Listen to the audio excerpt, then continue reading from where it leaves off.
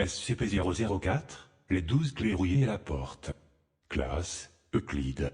SCP-004 se compose d'une porte de grange en bois ancien, SCP-004-1, et d'un ensemble de 12 clés en acier rouillé, SCP-004-2 à SCP-004-13. La porte elle-même est l'entrée d'une usine désaffectée à.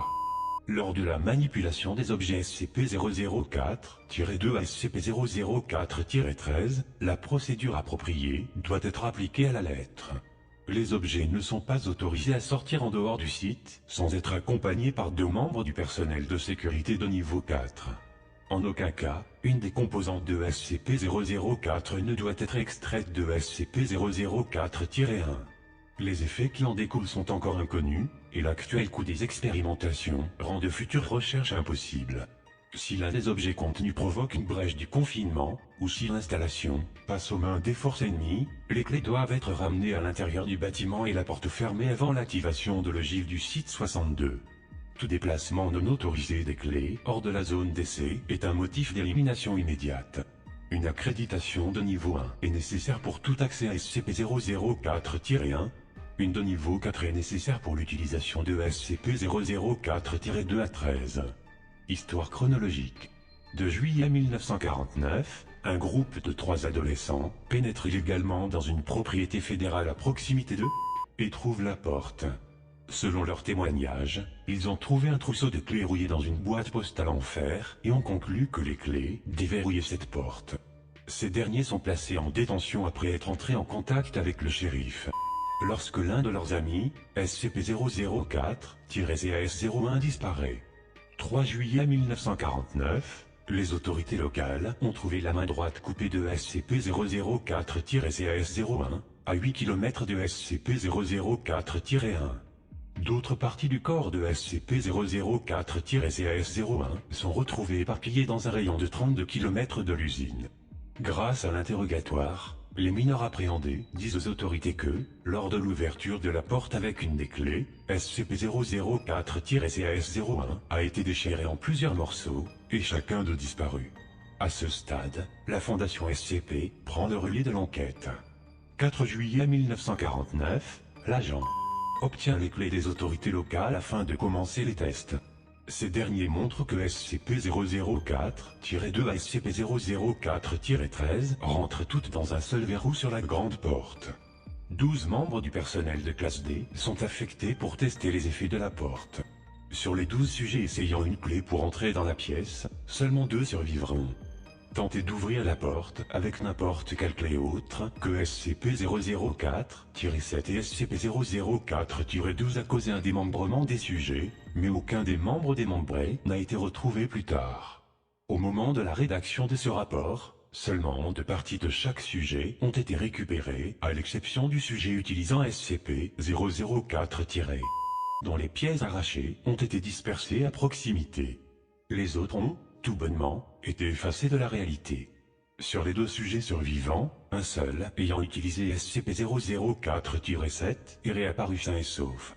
L'autre est revenu dans un état quasi catatonique, seulement capable de revenir de la salle, avant de s'effondrer sur le sol, et a dû être retenu de force, afin de l'empêcher de se crever les yeux.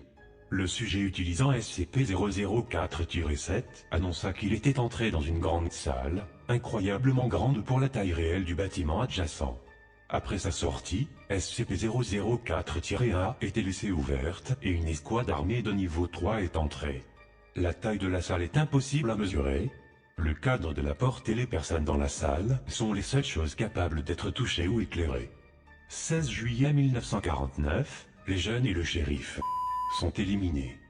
2 août 1949 est déclaré comme zone dangereuse pour cause d'explosifs militaires non désarmés et une clôture est érigée pour empêcher toute intrusion civile. Des tests visant à déterminer les risques de l'exposition à l'environnement derrière SCP-004-1 commencent. 12 janvier 1950, des anomalies de l'espace-temps résultant de l'exposition à SCP-004 sont confirmées. Le test est suspendu jusqu'à nouvel ordre. 3 juillet. Les restes non répertoriés de SCP-004-CAS-01 sont apparus de façon inattendue en dehors de SCP-004-1. En dépit qu'il a été tué des décennies auparavant, les restes de SCP-004-CAS-01 ne sont pas décomposés et sont encore chauds au toucher. Le sang n'a pas coagulé.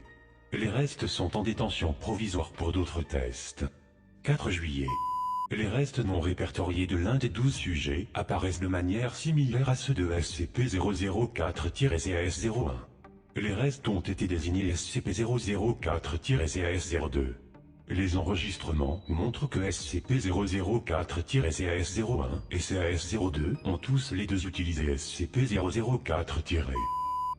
21 mars 1999, avec la prolifération massive d'armes nucléaires et n'étant plus qu'à de la Troisième Guerre mondiale, la construction d'un abri a commencé à l'intérieur de SCP-004-1. Le site est utilisé pour le stockage de ressources pour personnes, jour 21 avril 1999, a ordonné que l'intérieur du site de SCP-004-1 soit élargi pour inclure le stockage d'urgence pour tous les spécimens mobiles SCP, ainsi qu'une base de pétaoctets de données pour le stockage de toutes les données concernant les objets SCP. L'installation est maintenant désignée comme le site 62. 25 septembre 2000, le site 62 est opérationnel. Les laboratoires et unités de confinement sont installés et peuvent contenir les spécimens les plus dangereux. La sauvegarde de la base de données de la Fondation a commencé. 25 janvier 2001, à cause des anomalies temporelles, tout le personnel travaillant au site 62 est désormais tenu de résider en permanence sur place. Les familles du personnel doivent être informées que leurs proches ont péri dans un accident du travail. Des corps-clinés ont été préparés pour les funérailles. 14 juillet 2003, panne d'électricité massive dans tout le nord-est des États-Unis et à travers le Canada. En raison de la panne de plusieurs générateurs électriques, le site 62 est resté sans électricité pendant 53 minutes. Pendant ces 53 minutes, les résidents du site n'avaient aucune source de lumière à disposition. Ils ont rapporté pouvoir sentir des créatures et des personnes, même si aucune des entités anormales ne pouvait être vue ou touchée. Des membres du personnel sélectionnés ont été autorisés à lire, rapportant que les créatures senties étaient de taille humanoïde, mais par ailleurs semblables à la massive créature verte décrite. SCP-004 semble propager des anomalies spatio-temporelles. Le personnel quittant la périphérie de l'installation déclare avoir perdu du temps. Ceux qui ont été dans le site pendant plusieurs semaines insistent et disent qu'ils ont été dans l'établissement seulement plusieurs jours, et les dossiers des travaux effectués ainsi que les ressources consommées appuient leurs revendications. D'autres anomalies temporelles impliquent SCP-004-2 jusqu'à 13, en particulier la réapparition de SCP-004-CAS-01 et SCP-004-CAS-02 exactement après l'utilisation de SCP-004- a été chargé d'enquêter sur tous les aspects de ces anomalies temporelles. Les anomalies spatiales incluent les dimensions anormalement grandes de la zone ouverte par SCP-004-7. De même, l'incident du blackout de 2003 suggère qu'il existe un plan physique alternatif dans le même espace que celui que le site 62 occupe. Note complémentaire. Les essais sur SCP-004 révèlent que 10 des clés ouvrent SCP-004-1 sur une dimension où les lois de la physique et de la topologie sont significativement différentes de celles de notre dimension. Les sujets envoyés dans ces conditions hostiles sont démembrés, et les parties de leur corps expédiées dans des endroits différents, dont 3 seulement ont été vérifiées être sur Terre. La matière déposée aux 2 premiers points réapparaît immédiatement, celle déposée au 3e point apparaît exactement dans le futur. Les 7 autres emplacements sont actuellement inconnus. Les tests actuels se concentrent sur 2 axes de recherche. Le premier est de trouver des moyens de survivre à la topologie hostile de SCP-004. Le second suggère que SCP-004-2 à 13 peut ouvrir d'autres portes que SCP-004-1. Appendice A, les effets sur la santé mentale de SCP-004-12. Tous les classes D utilisant SCP-004-12 reviennent dans un état catatonique, incapables de parler. Certains peuvent avoir assez d'énergie pour essayer de s'arracher les yeux. Sur les 16 sujets, seulement 4 ont survécu. Un seul a retrouvé la parole, à la suite d'une psychothérapie à long terme. Il était capable de dire au psychiatre qu'il a vu une immense créature verte, si grande qu'une grande partie de son corps s'étendait au-delà de son champ de vision. Il rapporte l'apparition d'une peur naturelle et de reconnaissance soudaine, comme si s'était enfoui dans mes peurs primitives, ainsi que l'implantation de souvenirs incompréhensibles dans son esprit. Le sujet affiche une amnésie antérograde et rétrograde aiguë. Appendice B. Objet, SCP-004-14. Date de découverte, 2 septembre 1950. L'objet a été découvert autre part dans la zone de l'usine, dans le bureau du gestionnaire récemment découvert. L'objet apparaît comme une grande 182 cm x 129 cm, boîte en bois. La boîte peut être déverrouillée par la clé sans danger, SCP-004-7, ainsi que 5 des clés dangereuses. Lors du déverrouillage de SCP-004-14 avec SCP-004-7, la boîte s'ouvre automatiquement. Le volume de l'espace intérieur est précisément 5 fois plus grand que les dimensions extérieures. Des objets placés à l'intérieur tandis que le couvercle reste ouvert n'affectent ni le poids ni les autres propriétés de la boîte. Cependant, lorsque le couvercle est fermé et verrouillé, tous les éléments à l'intérieur disparaissent irrémédiablement.